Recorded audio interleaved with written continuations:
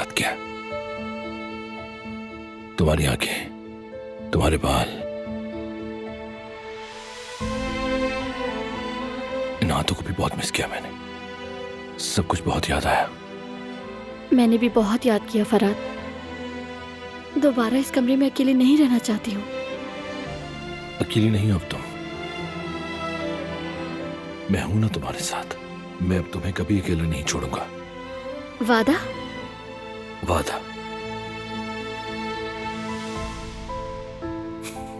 अब मैं बहुत खुश हूं गुल। तुम्हें पता है, आंखें भर आती हैं वाकई खुशी से, रो देने को दिल करता है। पहली बार लग रहा है कि मैं भी इस घर का हिस्सा हूं, मैं भी इस खानदान में शामिल हूं। अब ये बात मुझे इतनी खुशी दे रही है कि मैं बता नहीं सकता। अब हम हमेशा यही रहेंगे गुल। ये क्या बात हुई?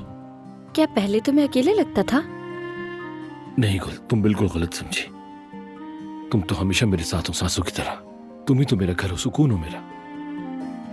मगर अब हमारा खानदान बड़ा और रौनक से भरपूर हो गया है। इसीलिए मैं वादा करता हूं कि अब तुम अकेली नहीं रहोगी,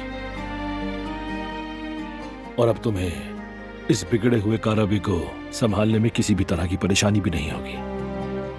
अब ऐसी बातें मत करो फरहाद। हम सबसे गलतियां होती है, कोई बड़ी बात नहीं, मगर अहम यह है कि इंसान पलट आए। मैं वापस आ गया हूं तुम्हारे और अपने घर वालों के प्यार की वजह से। जानती हो ना तुम, मैंने आज से पहले कभी इतना खुद को महफूज नहीं समझा। जब पीछे पहाड़ जैसा खानदान हो तो इंसान को लगता है कि वो बहुत मजबूत हो गया है और दुनिया बदल सकता है। अपने खानदान का प्यार पाना वाकई बहुत खूबसूरत एहसास है गुल। तुम्हारे इस मोहब्बत पर हक है फरहाद। तुमने खानदान को दोबारा पाने के लिए बहुत कुछ किया।